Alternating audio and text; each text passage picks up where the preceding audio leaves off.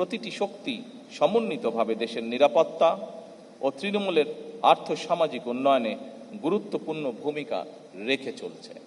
যে কোনো দেশেই যে কোনো সুশৃঙ্খল বাহিনীর জন্য অনিবার্য এবং অবশ্যই পালনীয় নীতি রয়েছে, চেইন অফ কমান্ড এবং ডিসিপ্লিন মেনে চলা। এই দুটি বিষয়ে সামান্যতম অবহেলা পরিলক্ষিত হলেও কোনো একটি বাহিনী সুশৃঙ্খল বাহিনী হয়ে উঠতে পারে না। আপনাদের এই বিষয়টি গভীরভাবে মনে রাখতে হবে।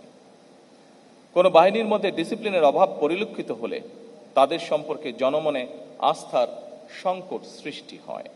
এ বিষয়ে অবশ্যই আমাদের খেয়াল রাখা অত্যন্ত জরুরি।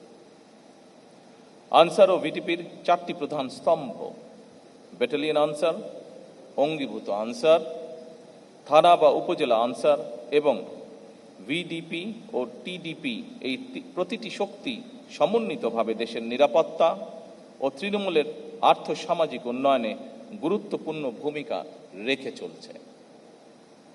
আমি মনে করি এই কাঠামোই বাহিনীটিকে কেন্দ্রীয় এবং তৃণমূল ভিত্তিক শক্তি হিসাবে প্রতিষ্ঠিত করেছে।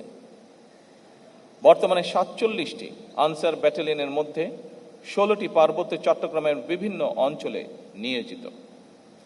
বাহিনীর 52,000 অঙ্গীভূত আনসার সদস্যরা দেশের গুরুত্বপূর্ণ অবকাঠামো, সরকারি দপ্তর, আর্থিক প্রতিষ্ঠান, শিল্প কলকারখানা এবং বিদ্যুৎ কেন্দ্রে নিরাপত্তা নিশ্চিত করা সহ বিভিন্ন দায়িত্বে নিয়োজিত রয়েছেন।